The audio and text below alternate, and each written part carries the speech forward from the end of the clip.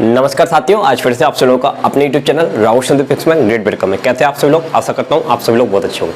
जैसा कि आप सभी लोग जानते हैं, एसएससी जीडी 2023 का टारगेट लेकर चल रहे हैं, पुलिस के एग्जाम के लिए टारगेट लेकर चल रहे हैं। जैसा कि आप सभी लोगों को पता ही होगा कि मैंने मैथ की क्लास स्टार्ट की हुई है। ये दूसरा टॉपिक मैं आपको पढ़ा रहा हूँ, मेंसुरेशन यानी कि क्षेत्रमिति। जो अभ्यर्थी इस वीडियो पर पहली बार आए हैं और हमारे चैनल को पहली बार विजिट कर रहे हैं, सबसे पहले तो वो एक काम करेंगे। एक नंबर है 8109471083। इस नंबर पर हम लोगों ने व्हाट्सअप ग्रुप बनाया हुआ है, ये मेरा नंबर है। आपको कुछ नहीं करना है, आपको इस नंबर पर टेक्स्ट करना है और अपना नाम बताना है। मैं आपको ग्रुप में ऐड कर लूँगा और आप भी एसएससी जीडी की तैयारी कर पाएंगे। मैं आपको वहाँ पर पीडीएफ भी प्रोवाइड कराऊंगा, साथ ही मैं जो क्लासेस ले रहा हूँ वो भी मैं आपको प्रोवाइड कराने वाला हूँ। जितने भी अभ्यर्थी हैं जल्दी से जल्दी मुझसे संपर्क करें और ग्रुप से जुड़ने का प्रयास करें, ताकि एसएससी जीडी 2023 का टारगेट हम सब मिलकर क्या करें, पूर्ण बनाएं। तो चलिए बिना देरी करते हुए क्लास को स्टार्ट करेंगे। जैसा कि आप सभी लोग जानते हैं, ये 6वें नंबर की क्लास है, यानी कि इससे पहले और भी क्लासेस हो चुकी हैं। वो सारी क्लासेस आपको ग्रुप में भी मिलेंगी, साथ ही साथ एसएससी जीडी 2023 के नाम से यूट्यूब पर प्लेलिस्ट क्रिएट हो चुकी है, वहाँ पर भी आपको CLY क्लासेस मिल जाएंगी। तो अभी तक 2 टॉपिक हमने क्लियर कर दी है एसएससी जीडी 2023 के लिए। एक तो हमने नंबर सिस्टम आप लोगों को पढ़ा दिया है और दूसरा हमारा चल रहा है क्षेत्रमिति। क्षेत्रमिति की ये 6वीं क्लास है। अभी और भी क्लासेस आनी है, क्योंकि मैं बेसिक टू एडवांस पढ़ा रहा हूँ। किसी भी प्रकार का एग्जाम आता है, लोअर लेवल का एग्जाम आता है या हायर लेवल का एग्जाम आता है, अगर मेंसुरेशन आता है तो निश्चित रूप से आपसे मेंसुरेशन बनने वाला है। क्षेत्रमिति का प्रत्येक सवाल आपको बनने वाला है, क्योंकि हर वैरायटी का मैं सवाल आपको कराने वाला हूँ। तो चलिए बिना देरी करते हुए क्लास को स्टार्ट करने से पहले आपको एक चीज बता देना चाहता हूँ। ये वाली जो क्लास है, इसमें जितने भी मैं क्वेश्चंस लूंगा वो सारे के सारे प्रीवियस क्लासेस में मैंने जो कंसेप्ट आपको सिखाए हैं, त्रिभुज का कंसेप्ट मैंने आपको सिखाया हुआ है, वृत्त का कंसेप्ट मैंने आपको सिखाया हुआ है, आयत का सिखाया हुआ है, वर्ग का सिखाया हुआ है। तो जितने भी कंसेप्ट है उनसे मिले हुए आपको सवाल देखने को मिलने वाले हैं। तो प्लीज उन कंसेप्ट को आप अच्छे से पढ़ के रखना, क्योंकि मेंसुरेशन में अगर आपको फॉर्मूले याद नहीं है, कंसेप्ट पता नहीं है, तो आप सवाल नहीं बना पाओगे। फिर मैं आपको कितना भी अच्छा पढ़ा लूँ, कितनी भी अच्छी फैसिलिटी दे दूँ, आपको सवाल तभी समझ में आएगा जब आप कंसेप्ट अच्छे होंगे, आपको फॉर्मूले याद होंगे। तो चलिए ये वाला जो प्रश्न है, जिसमें जो भी इस क्लास में आएंगे वो सारे के सारे पिछली क्लासेस में जो मैं कंसेप्ट सिखा चुका हूँ उन पर बेस्ड रहेंगे। ठीक है, तो चलिए इस प्रश्न की बात करते हैं। यहाँ लिखा हुआ है कि किसी त्रिभुज का परिमाप 40 सेंटीमीटर है तथा क्षेत्रफल 60 वर्ग सेंटीमीटर है। त्रिभुज की सबसे लंबी भुजा 17 सेंटीमीटर हो, तब सबसे छोटी भुजा क्या होगी?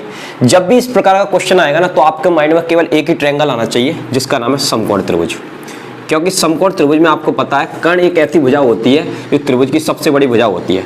अगर मैं इस बिंदु को A नाम दे दूं, इस बिंदु को मैं B नाम दे दूं, इस बिंदु को मैं C नाम दे दूं, तो ये 2 भुजाएं के बीच में जो कोण बनेगा 90 डिग्री होगा, और इस 90 डिग्री के जस्ट सामने वाली भुजा कर्ण होती है, और कर्ण सबसे बड़ी भुजा होती है। वही हमको देकर रखा हुआ है इन्होंने कि किसी त्रिभुज का परिमाप। अच्छा, एक और चीज इन्होंने हमसे बोला है कि त्रिभुज का परिमाप आप लोगों को मैं सिखाया हुआ हूं कि परिमाप क्या होती है, पूरी माप। यानी कि जो भी चीज आपने ली है, जिस भी आकृति की आप बात कर रहे हैं, उस आकृति की जो भी बाउंड्री है, उसकी पूरी लंबाई है, उसी को क्या कहा जाता है, परिमाप कहा जाता है। अब ये क्या है, ट्रायंगल। ट्रायंगल में कितनी भुजाएं होती है? 3। ये इसको नाम दे दिया A, इसको नाम दे दिया B, इसको नाम दे दिया C।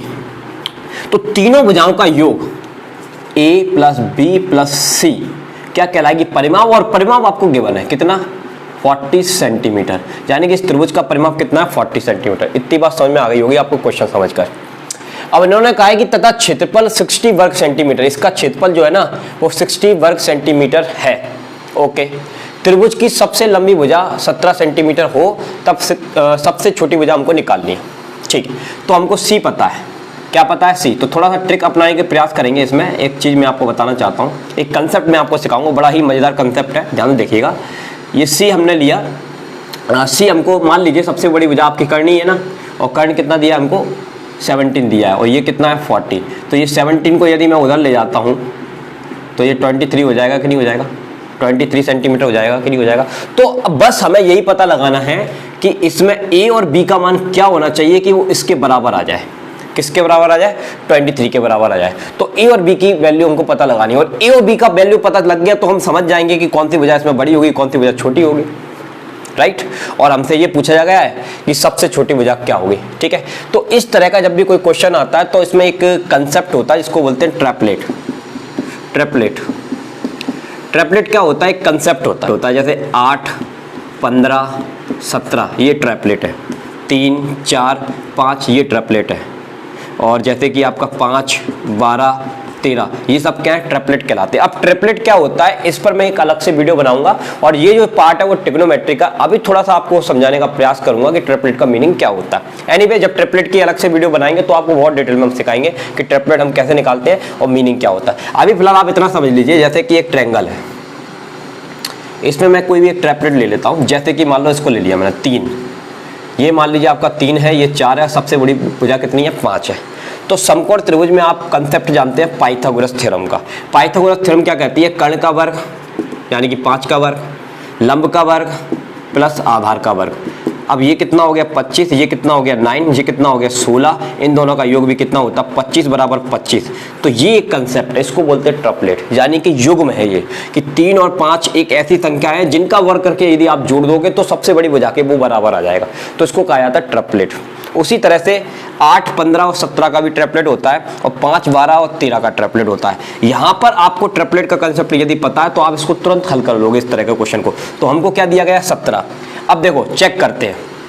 अब एक चीज देखिए, इसमें सबसे बड़ी भुजा कितनी है 17, सबसे बड़ी भुजा कितनी है 17, मतलब सी आपको पता है 17। अगर हम ये वाला कंसेप्ट लगाते हैं तो ए का मान मान लीजिए कितना हो गया 8, और बी का मान मान लीजिए कितना हो गया 15, क्योंकि हमने ट्रिपलेट कौन सा यूज उठाया, क्योंकि हमको 17 है, तो 17 देखकर हमारे माइंड में आया कि 17 कौन से ट्रिपलेट में आता है, 8, 12, 8, 15, 17 में आता है।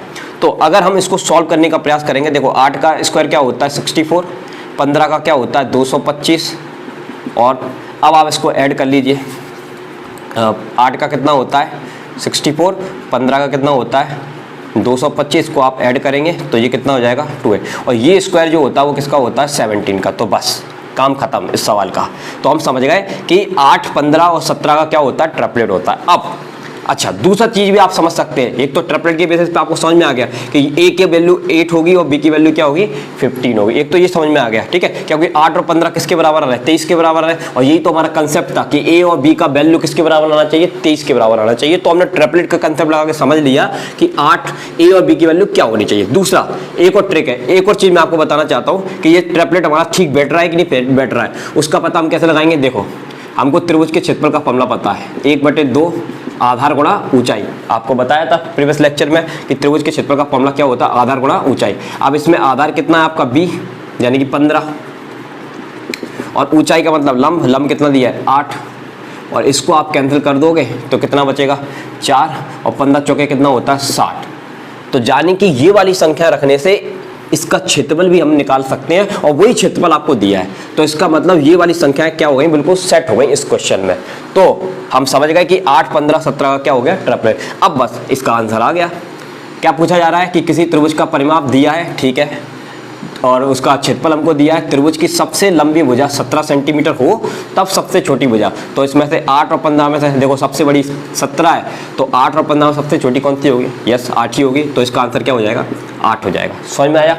ओके, एक बार और रिवाइज कर देते हैं। देखिए इस तरह का कोई भी क्वेश्चन आता है जिसमें आपको एक बड़ी भुजा दी हो, उसका क्षेत्रफल दिया हो, तो आप हमेशा समकोण त्रिभुज के बारे में सोचेंगे, क्योंकि समकोण त्रिभुज में कर्ण जो होती है वो सबसे बड़ी भुजा मानी जाती है, ठीक है।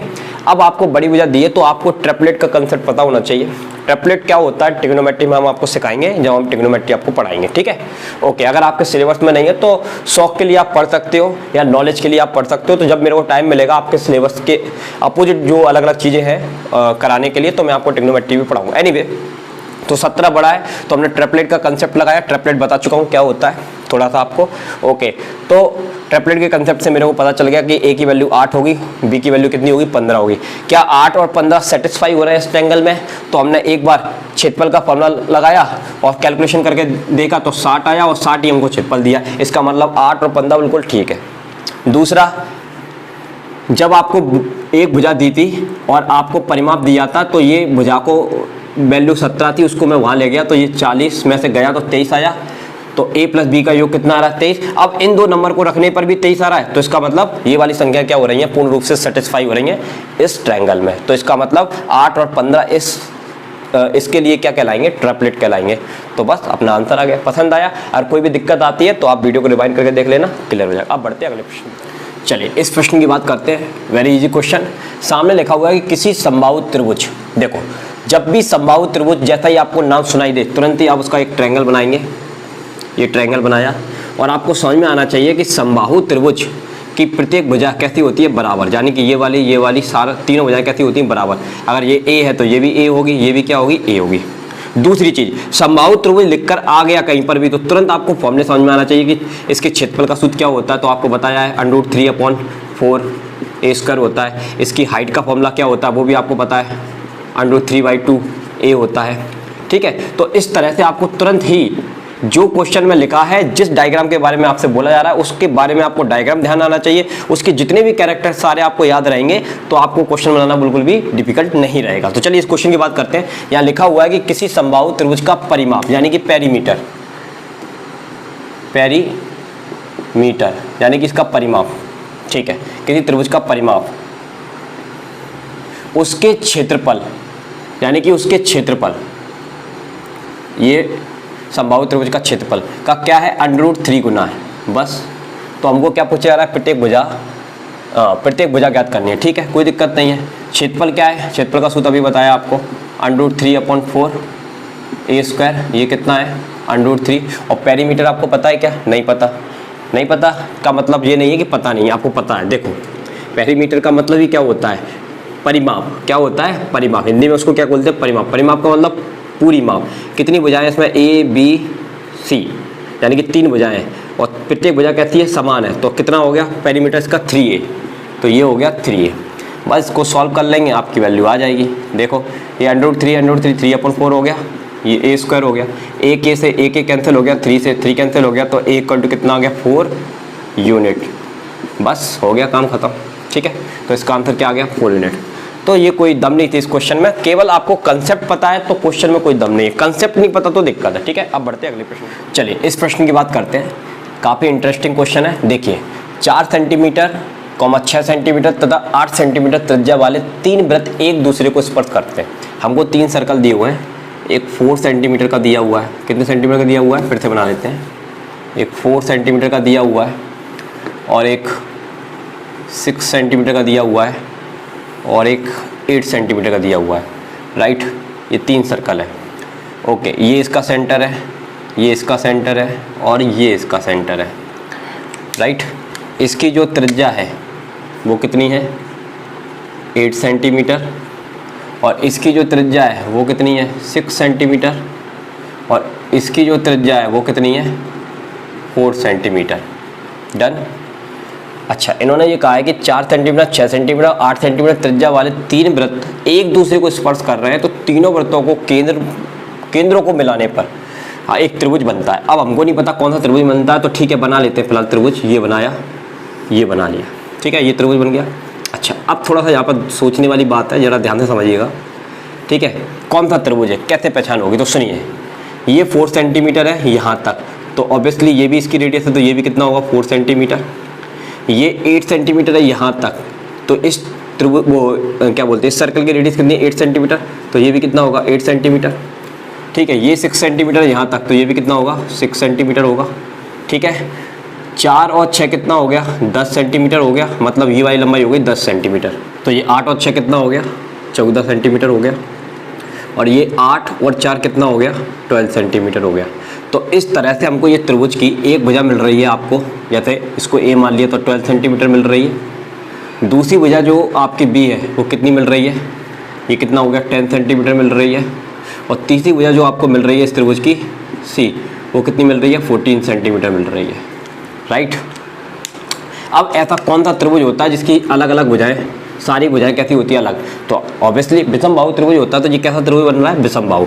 तो विषमबाहु त्रिभुज का आपको क्षेत्रफल निकालने का फॉर्मूला पता है, क्योंकि क्षेत्रफल निकालना हमसे, अगर हमको क्षेत्रफल निकालना है तो क्षेत्रफल का सूत्र क्या होता है, हेरोस फॉर्मूला होता है। क्या होता है, एस ब्रैकेट में S minus A, S minus B, S minus सी।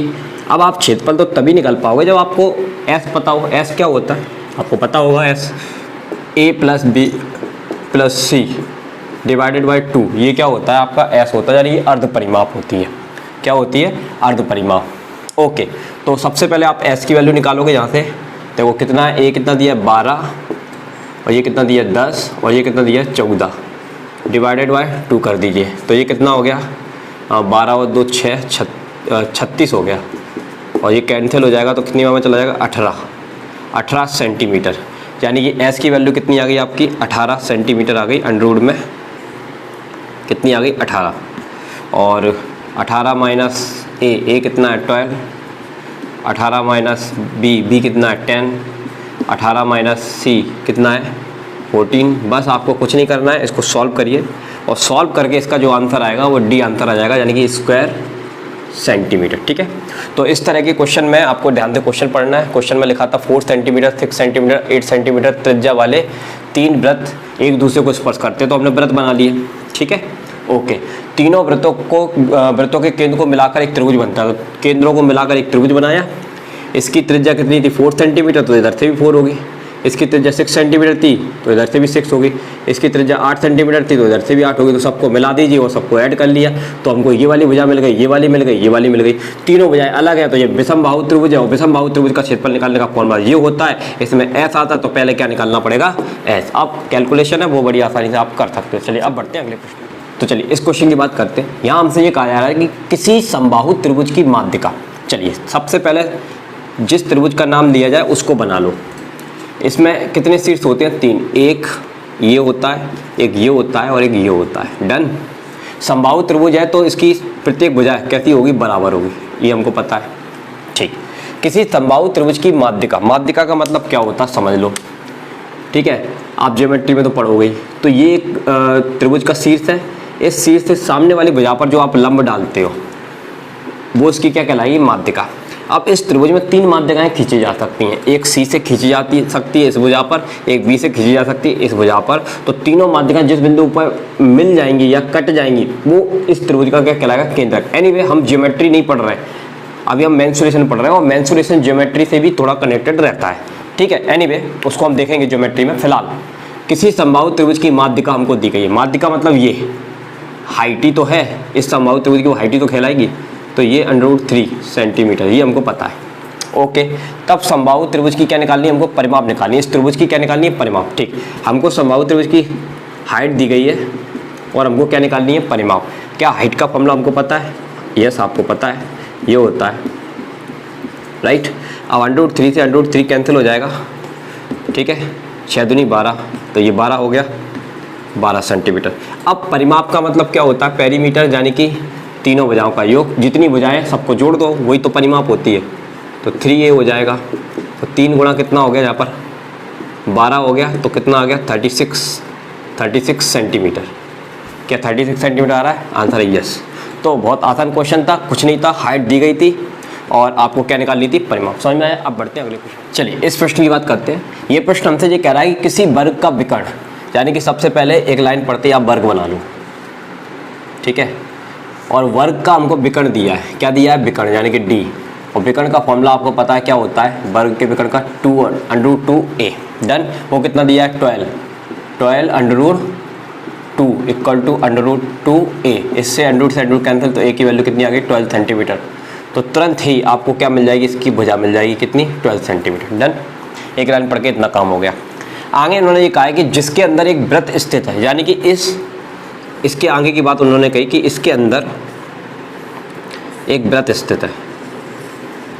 ठीक है, इसके अंदर एक वृत्त स्थित है। अच्छा, वृत्त का ये केंद्र होगा। ठीक, ये वृत्त की ये क्या होगी त्रिज्या होगी, और ये भी क्या होगी त्रिज्या होगी, तो ये क्या होगा इसका व्यास होगा। डन, इतनी बात समझ में आई। अच्छा, क्या वृत्त का व्यास क्या हो सकता है? अच्छा, वो इस तरह से हो सकता है कि ये वृत्त जो होता है इसको टच कर रहा है। क्या कर रहा है? टच। और वृत्त की वो वर्ग की हमको ये भुजा पता है कितनी है 12 सेंटीमीटर है। तो अगर ये 12 सेंटीमीटर है तो ये वृत्त का व्यास भी कितना होगा 12 सेंटीमीटर होगा कि नहीं होगा। और त्रिज्या क्या होती है व्यास की आधी होती है, तो ये कितना होगा 6 सेंटीमीटर होगा कि नहीं होगा। ठीक, इतनी बात समझ में आई। आगे इन्होंने कहा कि इस वृत्त के अंदर, अब आगे की बात ये कह रहा है कि इस वृत्त के अंदर, इसके बाद की प्रोसेस इन्होंने कहा कि इस वृत्त के अंदर एक समबाहु त्रिभुज है, ये एक समबाहु त्रिभुज है, इस वृत्त के अंदर एक समबाहु त्रिभुज है। डन। तो ये वृत्त का क्या है केंद्र है, और केंद्र, और हमको इसकी क्या दी गई है त्रिज्या दी गई है कितनी 6 सेंटीमीटर। ये इसका क्या है सेंटर है, ये वही 6 सेंटीमीटर तो यहाँ था। ठीक है, यहाँ बनाया। अच्छा, तो हमसे पूछा जा रहा है कि समबाहु त्रिभुज की भुजा ज्ञात करो। कौन सी बड़ी बात है, हमको इसकी भुजा निकालनी है, यानी कि a की वैल्यू निकालनी है। तो इस तरह के क्वेश्चन को करने के लिए देखिए ये परिवृत्त अंतर्वृत्त, ये वाला टॉपिक जो मैं आपको नेक्स्ट क्लास में पढ़ाने वाला हूँ।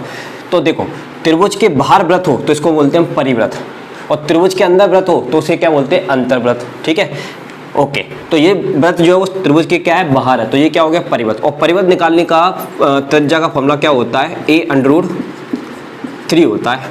अच्छा, क्या आपको r पता है, आंसर है r पता है, यस, त्रिज्या पता है, तो 6a√3, तो इसका आप मल्टीप्लाई कर दोगे तो इम्प्लाई दैट 6√3 इक्वल टू क्या आ जाएगा, a। तो ये आपको क्या पता चल गई, यस, समबाहु त्रिभुज की भुजा पता चल गई। आ रहा है, यस आ रहा है, समझ में आया। चलिए, तो समझ में आया। चलिए एक और बात दोहरा देते हैं। यहाँ लिखा हुआ है कि किसी वर्ग का विकर्ण, आपको वर्ग दिया है, सबसे पहले वर्ग बनाएंगे और विकर्ण आपको गिवन है, तो विकर्ण का फॉर्मूला क्या होता है, √2a। विकर्ण दिया था, हमने भुजा निकाल ली, भुजा निकाल ली। आगे इन्होंने कहा कि जिसके अंदर एक वृत्त स्थित है, ये आपका वर्ग है, इसके अंदर एक वृत्त स्थित है, तो ये वृत्त का केंद्र होगा, यहाँ से यहाँ तक वृत्त की त्रिज्या होगी। अगर ये आर होगी तो ये भी आर होगी, और दोनों आरों को मिला दोगे तो क्या बन जाएगा, व्यास। अच्छा, ये वृत्त इसको यहाँ पर टच कर रहा है, किसको, स्क्वायर को, यानी कि वर्ग को, और वर्ग की एक भुजा कितनी है, 12 सेंटीमीटर, तो व्यास भी कितना होगा, 12 सेंटीमीटर। तो व्यास की त्रिज्या क्या होती है, आधी, तो 6 सेंटीमीटर। तो हमको पता चल गया इस वृत्त की त्रिज्या कितनी है, 6 सेंटीमीटर। अब इन्होंने आगे हमसे ये कहा कि इस वृत्त के अंदर एक समबाहु त्रिभुज है, तो भुजा ज्ञात करो। तो वृत्त के अंदर समबाहु त्रिभुज है, और वृत्त के अंदर समबाहु त्रिभुज है, और हमको वृत्त की त्रिज्या पता है, तो समबाहु त्रिभुज का हमको भुजा ज्ञात करना है। तो ये कौन सी सिचुएशन बन गई, अगर त्रिभुज के बाहर वृत्त हो तो उसको परिवृत्त बोलते हैं, और त्रिभुज के अंदर वृत्त हो तो उसे अंतर्वृत्त बोलते हैं। तो इसमें इसकी त्रिज्या निकालने का फॉर्मूला क्या होता है, परिवृत्त की त्रिज्या निकालने का फॉर्मूला क्या होता है, तो वो आपको याद होना चाहिए। इसका कंसेप्ट मैं आपको नेक्स्ट क्लास में पढ़ाऊंगा। r इक्वल टू क्या होता है, a अंडर रूट में वो a/√3, बस r आपको पता था, a निकाल लिया। समझ में आया। अब बढ़ते हैं अगले प्रश्न की तरफ। चलिए इस प्रश्न की बात करते हैं। यहाँ हमसे ये कहा जा रहा है कि किसी घोड़े को रस्सी की सहायता से खंबे से बांधा गया है। यदि घोड़ा घास चरते हुए 88 सेंटीमीटर के चाप के बराबर चलता है तथा केंद्र पर 72 डिग्री का कोण अंतरित करता है, तब रस्सी की लंबाई ज्ञात हो करो। ये क्वेश्चन है भाई। अब इस तरह के क्वेश्चन को ज्ञात करने का तरीका क्या है, मैंने आपको बताया था कि एक गाय को मैदान में बीचों बीच बांधा हुआ है, ठीक है, किसी रस्सी से, तो अगर वो चलेगी तो कितनी घास खा सकती है, आंसर है अपनी रस्सी की लंबाई के बराबर चारों तरफ घास खा सकती है। ठीक, तो उसी तरह से यहाँ पर खंबा लगा हुआ है और ये खंबे से एक घोड़ा बंधा हुआ है। क्या बंधा हुआ है, घोड़ा। अब ये घोड़ा चलता है ए से, और ए से चलते हुए चाप बनाता है, कुछ चाप बनाता है, और वो चाप की लंबाई दी है क्या अपन को, क्या दिया है, यदि घोड़ा घास को चलते हुए 88 सेंटीमीटर के चाप के बराबर चलता है, यानी कि ये जो लंबाई है ना, ये जो लंबाई है ना 88 सेंटीमीटर चाप के बराबर है। किसके बराबर है, चाप के बराबर है। और जब ये लंबाई चलता है तो वो कोण अंतरित करता है यहाँ पर कितना, वो हमको दिया गया है 72 डिग्री। तो हमसे क्या पूछा जा रहा है, तब रस्सी की लंबाई, तो रस्सी की लंबाई का मतलब ये पूछा जा रहा है, क्या पूछा जा रहा है, आर। तो आर कैसे निकालेंगे, तो इस तरह का जो क्वेश्चन होता है, इसके लिए मैंने आपको एक कंसेप्ट बताया था त्रिज्यखंड का, सेक्टर वाला कंसेप्ट। तो सेक्टर वाले कंसेप्ट में लंबाई निकालने का तरीका क्या होता है, तो आपको पता होगा कि थीटा अपन क्या करते हैं, 360 करते हैं, किसका, 2πr का। थीटा अपन 360 करते हैं, किसका, 2πr का।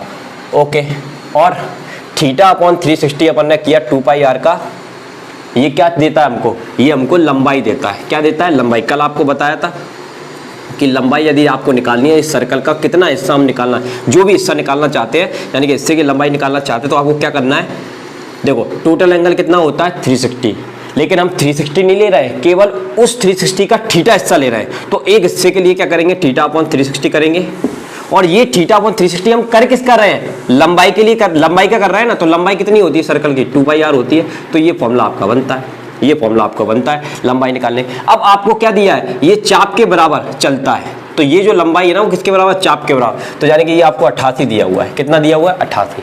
और अब चलो कोई दिक्कत नहीं है, ये 88 हो गया अपना, और ये एंगल दिया है 72, और ये कितना हो गया 360, और ये 2, अच्छा 2 को ऐसे लिख देते, हाँ 2, और ये क्या हो गया 22/7, और गुणा r हमको निकालना है।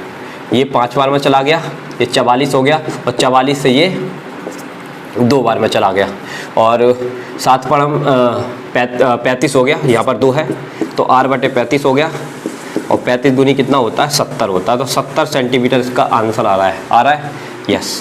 समझ में आया। तो इस तरह के क्वेश्चन को करने के लिए आपको कंसेप्ट पता होना चाहिए, किसका, त्रिज्यखंड का। तो कोई दिक्कत वाली बात नहीं थी। इन्होंने कहा कि ए से बी तक चाप के बराबर उसने लंबाई इतनी चली है, तो लंबाई निकालने का फॉर्मूला क्या होता है, theta upon 360 multiply 2 pi R. बस थीटा आपको दिया ही था, पाई की वैल्यू आपको पता है, कैलकुलेशन करके आपने किसकी वैल्यू निकाल ली, आर की। समझ में आया? अब बढ़ते हैं अगले प्रश्न। चलिए इस प्रश्न की बात करते हैं। यहाँ से ये कहा जा रहा है कि 8 सेंटीमीटर त्रिज्या वाले वृत्त का केंद्र ए है। तो 8 सेंटीमीटर वाला एक वृत्त है जिसका केंद्र ए है, ठीक है, तथा 8 सेंटीमीटर व्यास वाले वृत्त का केंद्र बी है। अब हमको 8 सेंटीमीटर वाला व्यास का वृत्त दिया है। क्या दिया है? वृत्त, यानी कि इसका व्यास कितना है, 8 सेंटीमीटर, जिसका केंद्र कितना है, बी है। आपको पता है व्यास की त्रिज्या क्या होती है, आधी होती है, तो अब इसको भूल जाइए, इतना याद रखिए, ठीक है। आगे इन्होंने कहा कि यदि दोनों वृत्त बाह्य रूप से स्पर्श करते हैं, आंसर है बाहर से स्पर्श कर रहे हैं, ठीक है, तब ए बी व्यास वाले, यानी कि ए बी व्यास वाले वृत्त का क्षेत्रफल, यानी कि ए बी व्यास वाले वृत्त का हमको क्या निकालना है, क्षेत्रफल निकालना है। इस वृत्त का हमको क्षेत्रफल निकालना है, और वृत्त के क्षेत्रफल का सूत्र क्या होता है, पाई आर स्क्वायर। यदि हमको आर मिल गया तो हम क्षेत्रफल निकाल लेंगे, कौन सी बड़ी बात। तो ठीक है, हमको पता है इसका व्यास कितना है, देखिए 8 और 4 कितना हो गया, 12, तो इसका व्यास कितना है, 12, तो इसकी त्रिज्या कितनी हो जाएगी, 6, बस रख दीजिए, आ गया आंसर। 6 गुणा 6 तो कितना आ गया, 36 पाई। ये आ रहा है, यस आ रहा है। तो कोई दम नहीं थी इस क्वेश्चन में, समझ में आया? अब बढ़ते हैं अगले प्रश्न। चलिए इस क्वेश्चन की बात करते हैं। यहाँ हमसे ये पूछा जा रहा है कि किसी कमरे का रंगने का खर्च रुपए 120 है, ठीक है, यदि चौड़ाई 4 सेंटीमीटर कम होती तो खर्च रुपए 20 कम होता। ओके, कमरे की चौड़ाई ज्ञात करो। तो इस क्वेश्चन को समझने के लिए कंसेप्ट समझिए। जैसे कि मान लो यहाँ पर हमको एक कमरा दिया है, ठीक है, कितना है इसका क्षेत्रफल, मान लीजिए 120 है, ठीक है, समझना बात को, 120 का कमरे का क्षेत्रफल है, तो ये लंबाई 12 है, चौड़ाई 10 है, तो इनका गुणा कर दिया 120। अब 120 जो अपना स्क्वायर फीट का जो कमरा है, 120 स्क्वायर फीट का जो कमरा है, या 100 स्क्वायर फीट जो भी मीटर स्क्वायर कमरा है, ठीक है, इसको पेंट करने के लिए वो पैसे मांग रहा है आपसे, मान लीजिए 5 रुपये पर मीटर स्क्वायर आपसे ले रहा है। तो कुल खर्च कितना निकालेगा? तो कुल खर्च निकालने का टेक्निक सीखिए। कुल खर्च निकालने का टेक्निक ये होता है कि आपको क्या करना है, लंबाई गुणा चौड़ाई मल्टीप्लाई रेट करना है। लंबाई गुणा चौड़ाई मल्टीप्लाई क्या करना है, रेट करना है। तो लंबाई आपको 12 दी गई है, चौड़ाई आपको कितनी दी गई, 10 दी गई है, और खर्च कितना लग रहा है, 5 निकल रहा है। तो आप क्या निकाल सकते हैं, कुल खर्च, ठीक है। तो कुल खर्च निकालने का ये तरीका होता है। अगर आपको ये तरीका समझ में आ गया तो इस सवाल में कोई दम नहीं। अब इस सवाल पर आता हूँ मैं। देखो इसमें ये कह रहे हैं कि किसी कमरे का रंगने का खर्च रुपए कितना, 120, ठीक है। तो कमरे की लंबाई और चौड़ाई मल्टीप्लाई क्या होता है, रेट, ओके, ठीक है, और इक्वल टू कुल खर्च कितना लग रहा है, 120। कितना लग रहा है, 120। अब इन्होंने ये कहा हमसे कि यदि चौड़ाई 4 मीटर कम होती, अब इसी में देखो, यदि चौड़ाई कितनी मीटर कम होती, 4 मीटर कम होती, तो रेट तो वही है, तो कुल खर्च जो होता वो 20 रुपये कम होता। यानी कि 120 में से 20 घटा दो तो कितना हो जाएगा, 100 रुपये हो जाएगा, ठीक है। बस अब आपको कुछ नहीं करना, इसका डिवाइड कर दीजिए, डिवाइड कर दीजिए, लंबाई से लंबाई कैंसिल हो जाएगी, रेट से रेट कैंसिल हो जाएगी, और ये 1 0 से 1 0 कैंसिल, ये कितनी बार में चला गया, 5 बार में, ये कितनी बार में चला गया, 6 बार में। तो बस थोड़ा सा सॉल्व भी करना है इसको, b/b-4 इक्वल टू कितना, 6/5, 5b, और इसका इधर कर देंगे 6b हो जाएगा, 6 चौक 24 हो जाएगा, तो b इक्वल टू कितना आ जाएगा, 24 मीटर। तो चौड़ाई कितनी होगी, 24 मीटर होगी। समझ में आया? ठीक है, एक बार फिर से दोहरा देता हूँ, समझ लीजिए जरा। किसी कमरे का रंगने का खर्च रुपए कितना, 120 है। तो इस तरह का क्वेश्चन आता है तो कंसेप्ट समझिए। कुल खर्च निकालने के लिए लंबाई गुणा चौड़ाई मल्टीप्लाई क्या करना है, आपको रेट करना है, जो भी आपकी रेट चल रही हो, ठीक है। तो यहाँ पर तो हमको रेट दी ही नहीं है, तो कोई दिक्कत नहीं है।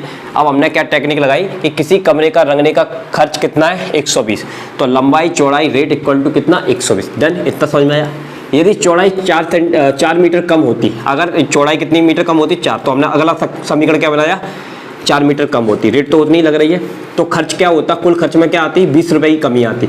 तो 120 में से 20 घटा दिया, 100 बचा, बस इसको डिवाइड कर दिया और सॉल्व करके किसकी वैल्यू निकाली, बी की वैल्यू निकाली। समझ में आया? तो इस तरह का क्वेश्चन आता है, तो ऐसी तरह से आपको क्या करना है, कंसेप्ट लगाना, ठीक है। अब बढ़ते हैं अगले प्रश्न। चलिए आज के इस लास्ट प्रश्न की बात करते हैं। यहाँ हमसे ये कहा जा रहा है कि किसी कमरे का फर्श 100 मीटर लंबा, आपको एक 100 मीटर लंबा एक फर्श है, ओके, 100 मीटर लंबा ये फर्श है, डन। 3 मीटर चौड़ा है, 3 मीटर चौड़ा है, डन। इस फर्श को कालीन से कवर करना है, ओके। तो कालीन से हमको इसको कवर करना है, तो सुनिए, इसका आप मल्टीप्लाई करिए, क्या निकलेगा, आपको एरिया मिलेगा, कितना मिलेगा एरिया, 300 स्क्वायर मीटर, ठीक है, ये क्या हो गया, इस फर्श का एरिया हो गया। डन। अब आपको इसको कालीन से कवर करना है, तो इसका मतलब जो कालीन का जो लंबाई गुणा चौड़ाई होगा, जो उसका भी एरिया होगा, वो इसी फर्श के मतलब इसी फर्श के बराबर होगा ना, तभी तो इसमें फिट होगा। तो बस आपको कुछ नहीं करना है इसमें, देखिए आपको क्या करना है, फर्श इक्वल टू कालीन। फर्श कितना एरिया है, 300 स्क्वायर फीट। डन।